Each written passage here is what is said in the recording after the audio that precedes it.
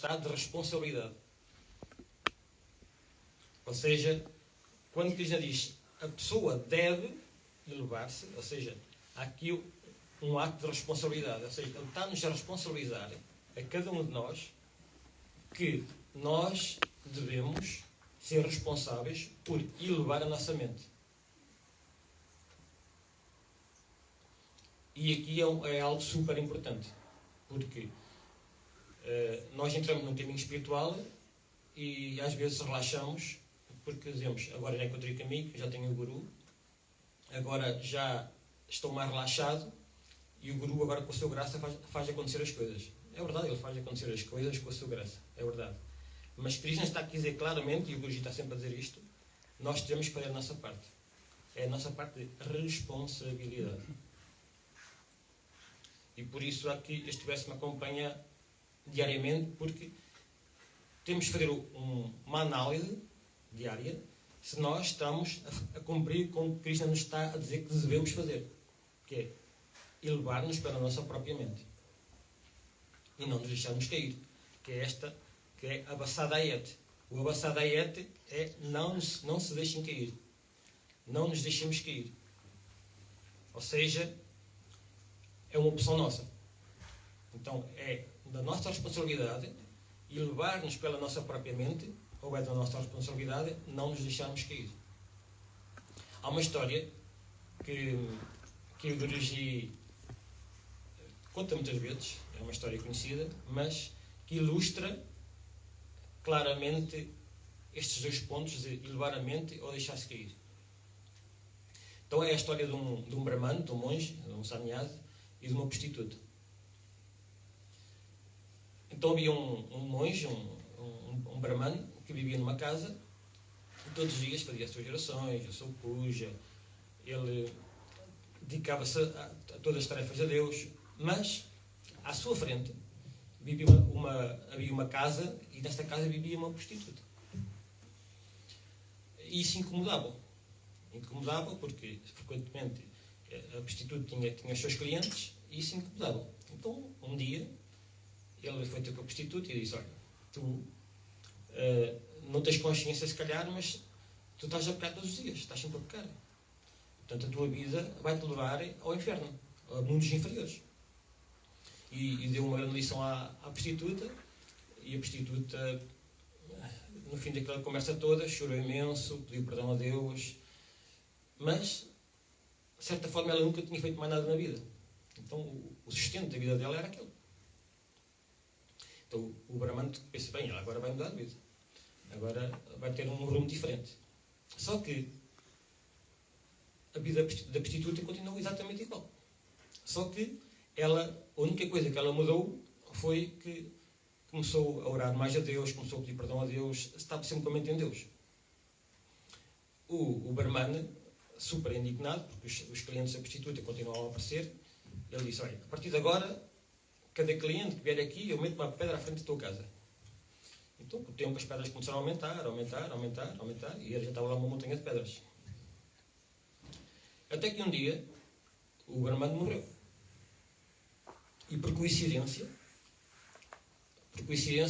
a prostituta morreu também nesse dia, nesse momento. O brahmano teve consciência da sua morte e pensou, agora os mensageiros de Narayana vêm buscar. E realmente desceram 2 mensageiros de Narayana e ele viu-os descer, só que eles entraram na casa da prostituta. Ele disse, deve haver aqui algum engano. E a seguir desceram 2 mensageiros de Yamaraj, ou seja, dos Deus da Justiça, da Morte.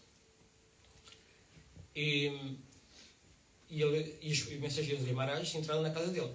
E ele disse, deve haver aqui algum engano. Eu todos os dias faço uma puja, todos os dias oro, faço as minhas orações, meus mantras, portanto, vocês devem ir para a casa da prostituta, não é para aqui.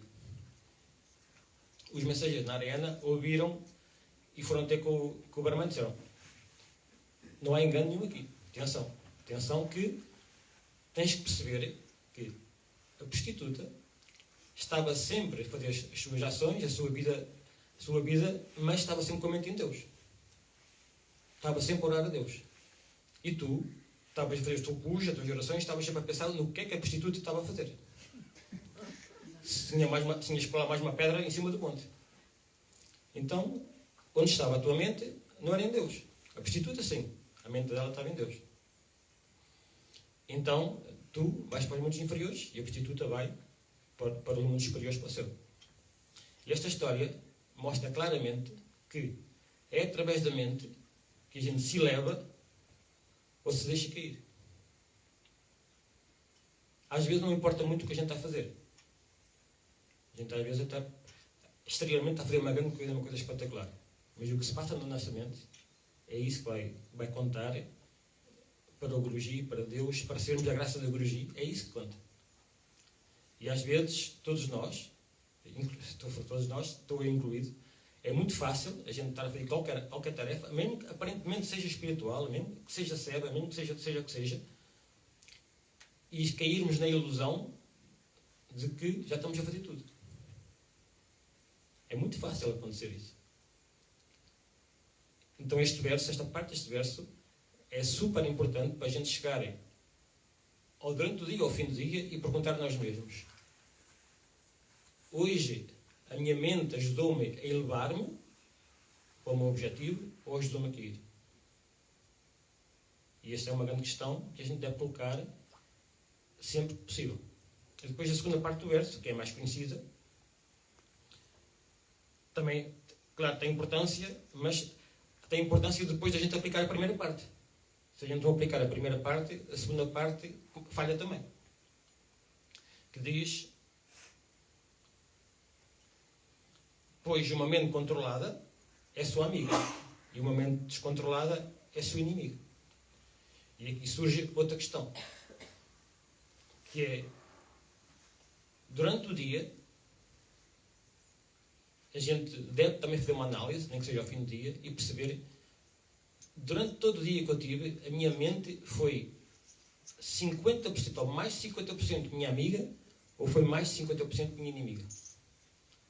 Se a nossa mente foi mais 50% minha amiga, estamos no bom caminho. Estamos a crescer sempre um bocadinho, estamos a elevar-nos mais um bocadinho. Claro, temos que fazer mais, para chegar aos 100%. Mas se chegarmos ao fim do dia e percebemos que a nossa mente foi mais 50% nossa inimiga, então temos que rever tudo o que estamos a fazer. E agora surge outra questão. É, como é que a gente percebe que a nossa mente está a ser nossa amiga ou nossa inimiga? Então, sempre que a mente nos ajuda a elevar-nos no propósito da nossa vida, isto é aplicável em todas as áreas da vida, espirituais, materiais e tudo. Se a mente nos ajudou no nosso propósito, neste caso espiritual, de atingirmos os pés na arena, atingirmos a graça do Guruji, então estamos no bom caminho. Se a mente está sempre a boicotar o nosso crescimento, ou seja, pôr o pensamento, como o Guruji ontem no Twitter, que pôs no dia da Anumajayante, ele diz: temos que impregnar esta mente com Bhakti, está completamente impregnada. Ou seja, ele diz: temos que ter o nome de Deus impregnado no corpo, mente e coração. Isto é muito profundo.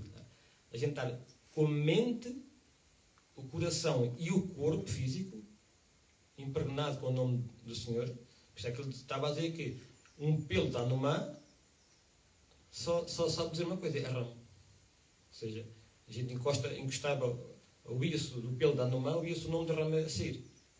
Não impregnar esta mente. Então, esta é a questão, e esta é a mensagem deste verso. É se, 2 pontos. Primeiro ponto, a nossa mente está a ajudar-nos a elevar-nos? Que é o nosso dever? Sim ou não? Temos que perguntar a nós mesmos. Durante o dia, a nossa mente é mais 50% nossa amiga? Sim ou não? Então aí temos que redefinir tudo, se não está a ser. Então este é o propósito deste verso, e por isso aqui é um verso tão conhecido, mas mesmo assim é um verso que temos que analisar todos os dias. Todos os dias. Siga a